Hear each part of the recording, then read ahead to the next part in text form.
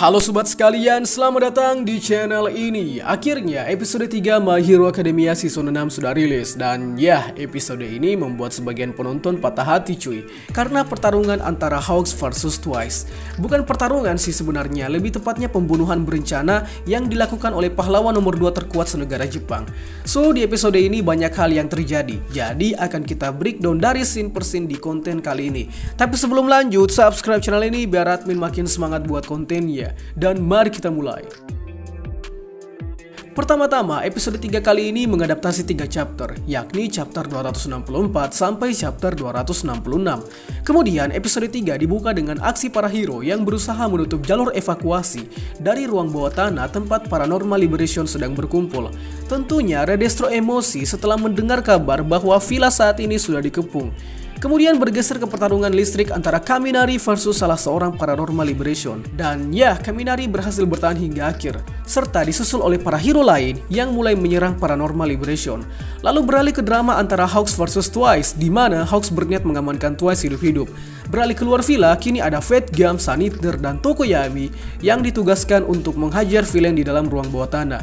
Dan ya, misi tersebut berhasil cuy. Tapi yang didapati Dark Shadow adalah fakta kalau di dalam ruang bawah tanah ada Gigantomachia yang masih terdiam.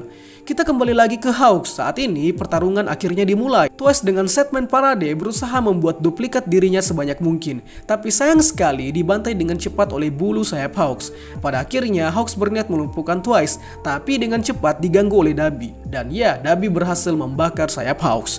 Singkatnya, Twice akhirnya dibunuh, tapi sebelum tewas, salah satu cloningan Twice berhasil sampai ke Toga untuk menyampaikan perasaannya. Dan setelah itu, Twice dinyatakan tewas.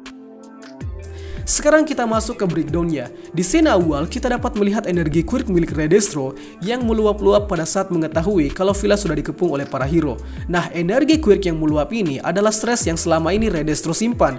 Berhubung quirk milik Redestro adalah stres, quirk yang dapat menyimpan stres kemudian dapat digunakan sebagai kekuatan untuk memperbesar dan memperkuat tubuh pengguna. Kemudian di scene lain kita dapat melihat lanjutan Kaminari yang sedang jadi penangkal petir.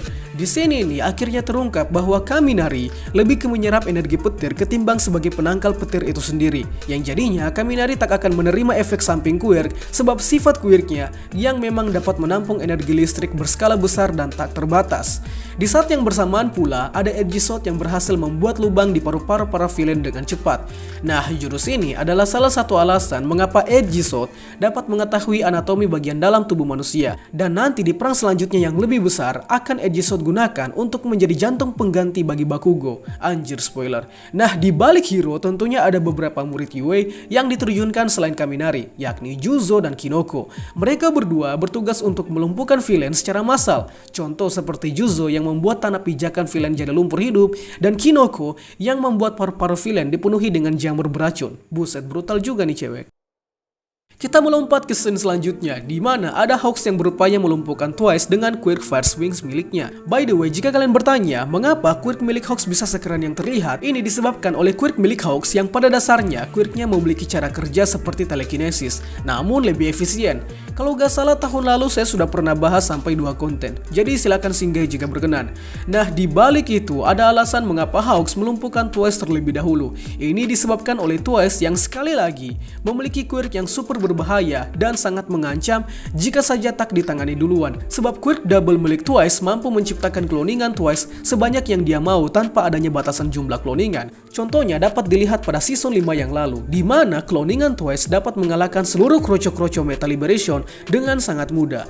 So, maka dari itu Twice adalah incaran utama Hawks agar rencana para hero untuk membasmi Paranormal Liberation dapat berhasil. Di beberapa scene ini juga menjelaskan kalau Hawks sebenarnya masih mengasihani Twice, sebab Hawks menganggap Twice sebagai rekan yang memudahkan jalannya dalam membongkar gembong besar Paranormal Liberation. Kita bergeser dulu dari drama Hawks. Kini ada Sun Eater dan Tokoyami yang menghambur Paranormal Liberation. Terlihat Sun Eater berhasil melancarkan serangan Chimera Centaur, yakni Sun Eater memanifestasikan tubuh kuda sehingga membentuk tubuh seperti makhluk mitologi Centaur. Kemudian senjatanya berasal dari kedua tangan yang dimanifestasikan dari buah nanas dan durian. Dan ya, jurus ini berhasil membuat Paranormal Liberation tumbang seketika. Ya kali gak tumbang, udah ditabrak sama kuda, dipukul pula pakai durian, pasti geger otak lah. Kemudian ada Tokoyami yang memakai jurus barunya dengan memanfaatkan emosi dan ruang gelap yang ada, dan terciptalah jurus baru yakni Dark Shadow Ragnarok, yakni jurus yang membuat Dark Shadow mode mengamuk dan lebih ganas. Jurus ini bahkan membuat Redestro tak berdaya hingga membuat kaki prostetiknya rusak akibat serangan Ragnarok. Serangan Dark Shadow ini sepertinya sudah sangat lihai dikontrol, sebab dengan mudah Dark Shadow dapat mengendalikan dirinya dari mode mengamuk ke mode kalem dengan instan. Kembali lagi ke Hawks, kini pertarungan Hawks versus Twice sudah berada di puncak. Di salah satu scene pertarungan, terlihat Twice membuat cloningan seluruh teman-teman League of Villain-nya, termasuk Shigaraki. Dan inilah sebenarnya salah satu ketakutan para hero, karena cloningan Twice tidak terbatas pada cloningan pribadi Twice, namun cloningan Twice dapat menciptakan cloningan orang lain lengkap dengan quirk yang mereka miliki.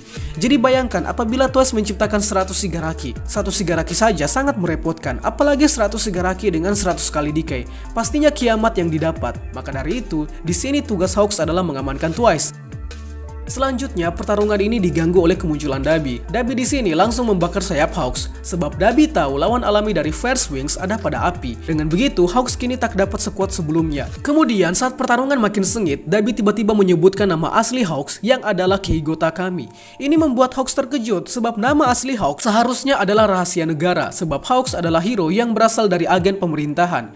Hero agen pemerintah yang saya maksud di sini adalah hero yang dididik sedari kecil untuk menjadi seorang pahlawan di masa depan, tapi dengan tugas khusus yang lebih ekstrim, seperti Anbula kira-kira. Dan contoh lainnya adalah Lady Nagan. Bergeser ke scene lain, Twice berniat menyampaikan perasaannya ke Toga. Dengan cepat, Twice mengirimkan cloningan terakhirnya untuk sampai ke Toga, tapi nahasnya tubuh asli Twice sudah terancam. Di tempat lain, ada Mr. Compress dan Toga yang sedang diserang oleh hero berkekuatan belut. Nah, hero ini meskipun kemunculannya singkat, tapi jangan salah, hero inilah yang menjadi awal mula Uraraka Ochako bercita-cita ingin menjadi pro hero, sebab dari hero inilah Uraraka melihat bagaimana pahlawan bekerja dan membuat orang lain tersenyum karena aksinya. Dan ya, hero ini menjadi inspirasi awal dari seorang Uraraka. By the way, namanya adalah Pro Hero Elboy, dengan quirk yang dapat menciptakan belut di kedua tangannya. Quirk yang sekilas mirip dengan Water Dragon milik Nine di movie Heroes Rising. Cloningan Twice akhirnya tiba dan ya, dia berhasil menyampaikan pesan terakhirnya pada Toga. Dan setelah itu, cloningannya hancur bersamaan dengan Twice asli yang sudah tewas dibunuh oleh Hawks. Dan episode 3 pun berakhir.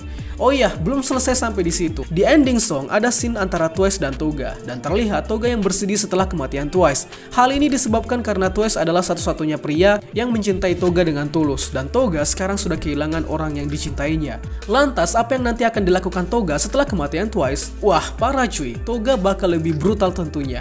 Tapi ya, sepertinya itu nanti di episode ke depan baru dijelaskan. So, mungkin itu saja pembahasan kita pada kali ini. Sanggap apabila ada yang kurang, request juga di kolom komentar untuk pembahasan selanjutnya. Dan akhir kata, see you next time.